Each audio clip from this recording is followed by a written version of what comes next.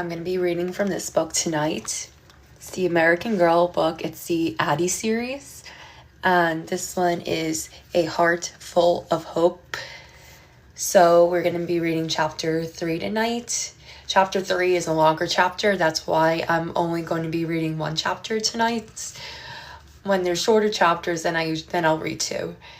And I always post these lives on my page. So if you ever come in late, hi, welcome. So if you ever come in late to live or you leave early, all my videos for prior readings will be posted on my page. So I have the whole Josefina series on my page if you want to catch up with that. I have chapter 1 and 2 on my page to catch up. Anyway, we're going to be reading chapter 3 from this book tonight. So here we go. Chapter 3, Bitter Medicine. During the next week, Addy stopped by Medear's room each day after school. Good afternoon, Medear would call before Addy even reached Medear's door.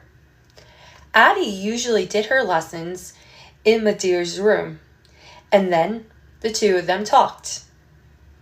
Addy loved Medear's stories and was glad that they were friends.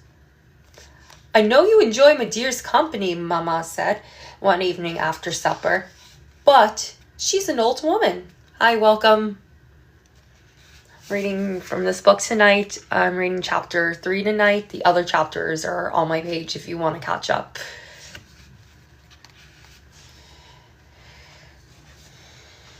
I know you enjoy Medear's company, Mama said one evening after supper, but she's an old woman. She needs her rest. Why don't you ask Sarah to come over on a Saturday morning? Do you really mean it, Mama? Addy asked. Mama had never let Sarah come over to play before. Papa was sitting on the floor, piecing together the ice cream freezer he had found. Maybe Sarah can help you pick a day for your birthday, he said. And remember, Addy, when you pick it, I'm gonna make you ice cream. You better hurry. I just about got this old freezer fixed. When Saturday morning came, Addy eagerly watched out the window for Sarah. When she saw Sarah coming up the street, Addy thundered down the stairs to meet her. Thank you for all the likes. I appreciate it. Sarah was carrying a bag.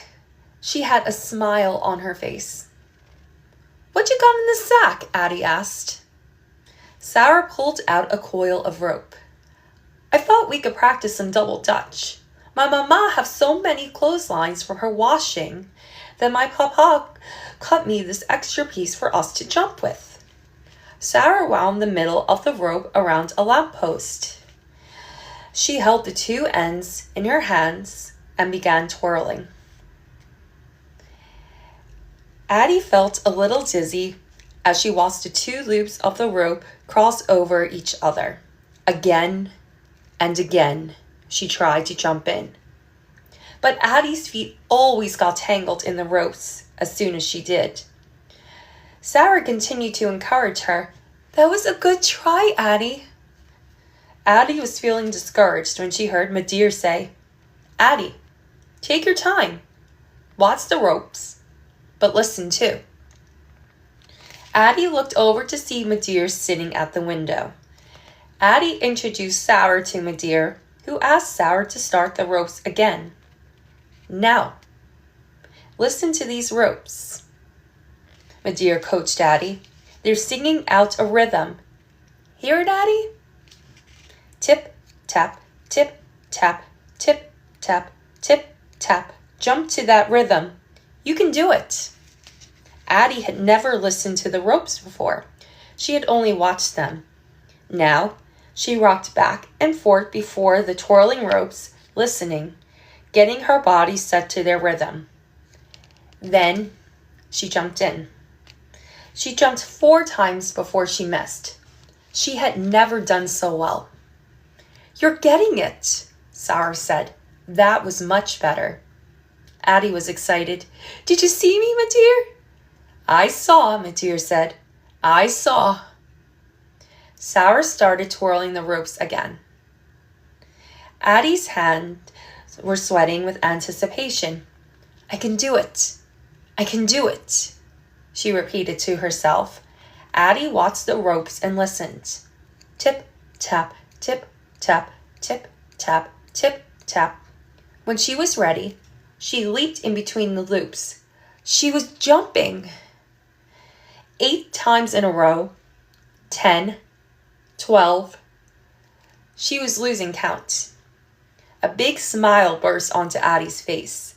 Sarah shrieked with delight. So that's the picture right here of her doing double dutch. Addy's in the green. That's Sarah, and that's Madeir.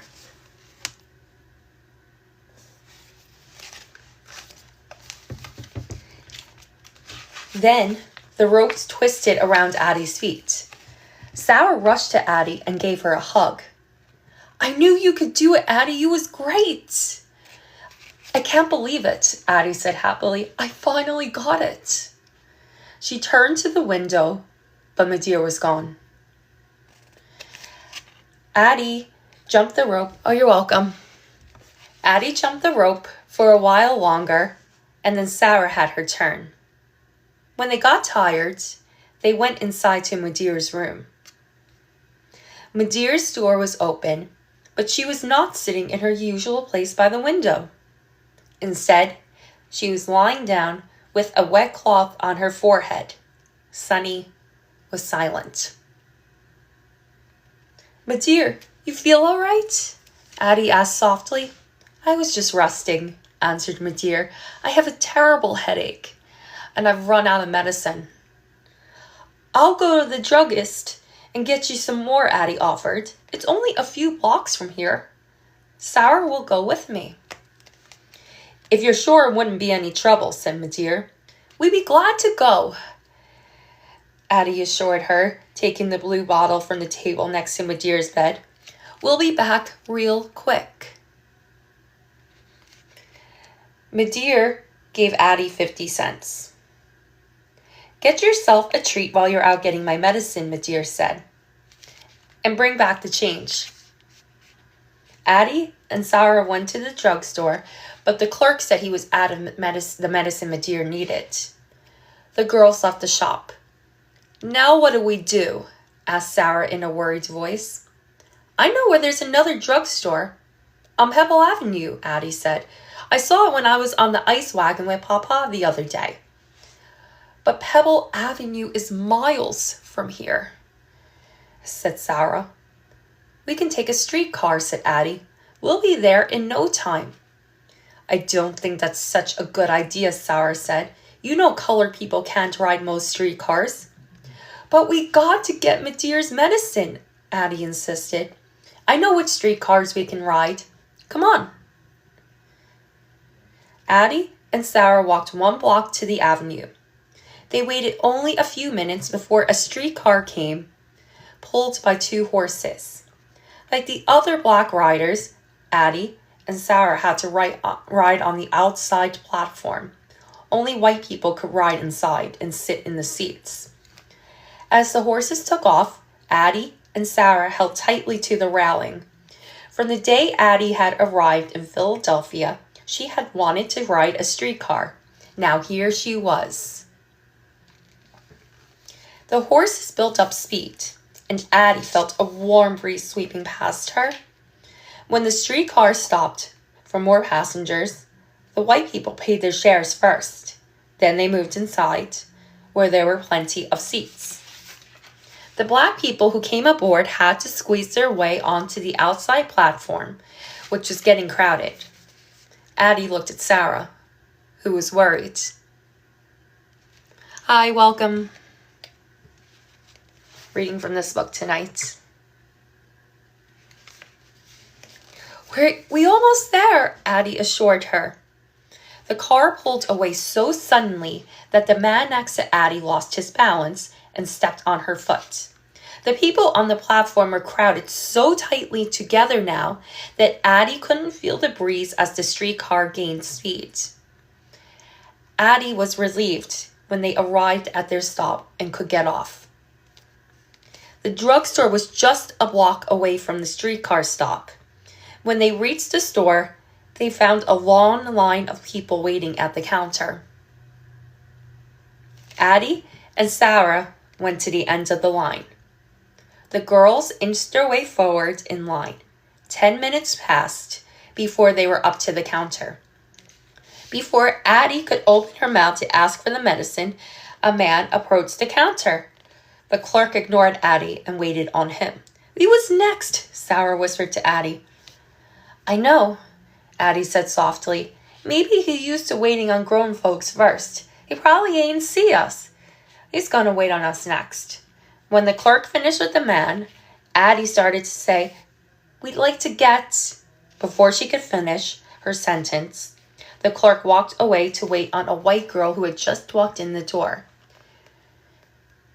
"You can't say he didn't see us this time," Sarah said. Addy knew that Sarah was right. They watched in surprise as the clerk waited on the girl who was no older than they were. He talked nicely to her as he filled her order. After the girl handed him her money, the clerk gave back the change, counting it in her hand. Finally, the clerk came over to Addy. "What do you want?" he asked in a stern voice that startled her.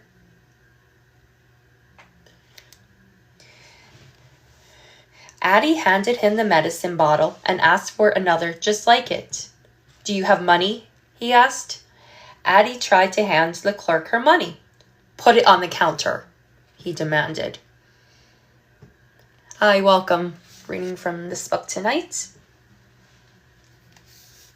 Addy glanced at Sarah, who was looking at the floor. As Addy placed the money on the counter, she felt her face getting hot. She was angry and hurt. This was how Master Stevens had talked to her on the plantation.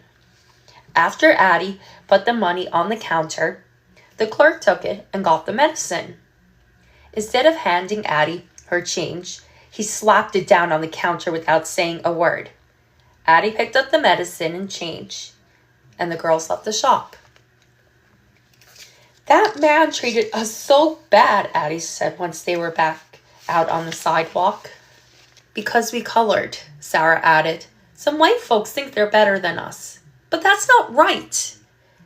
Addy was hurt and confused.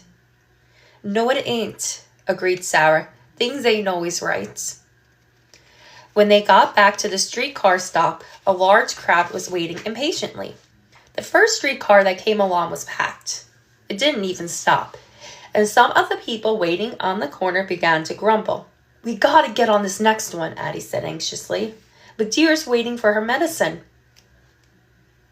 It was 20 minutes before another car came.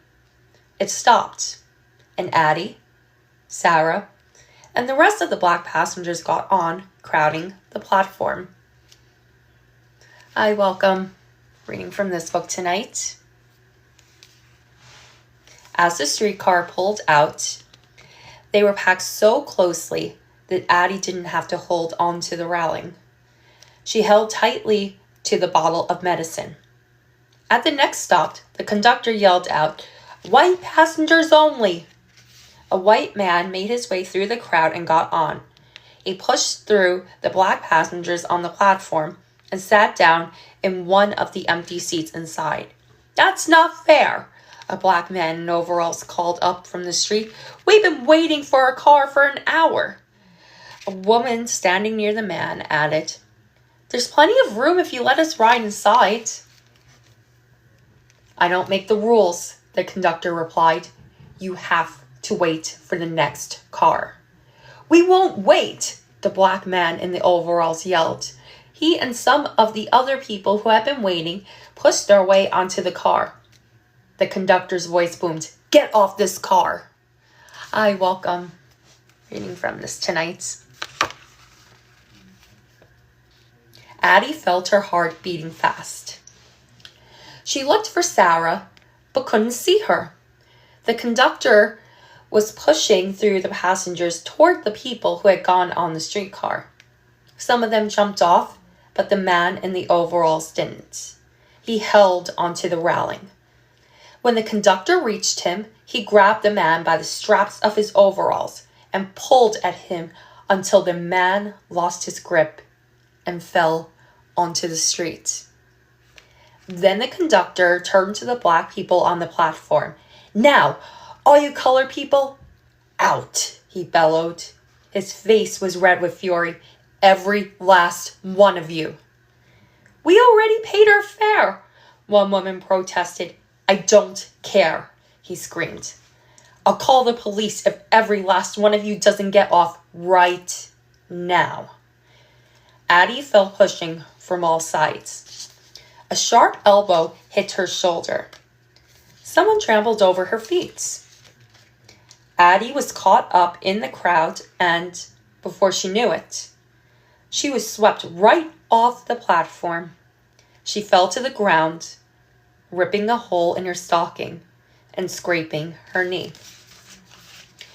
She watched the streetcar pull away from the stop with no one on the platform and plenty of empty seats inside. Sarah rushed up to her. "Addy, is you all right?" "I guess so," Addy said. "At least I didn't drop my dear's medicine." "I don't want to go back on no streetcar," said Sarah. "Don't worry about that," said Addy. "There ain't no more money for the fare anyway. We used everything my dear gave us on the 2 rides we already took." "How far is it to home?" Sarah asked. "It's a long way from here," Addy said. "A long way." So that's the picture of them being pushed off the streetcar.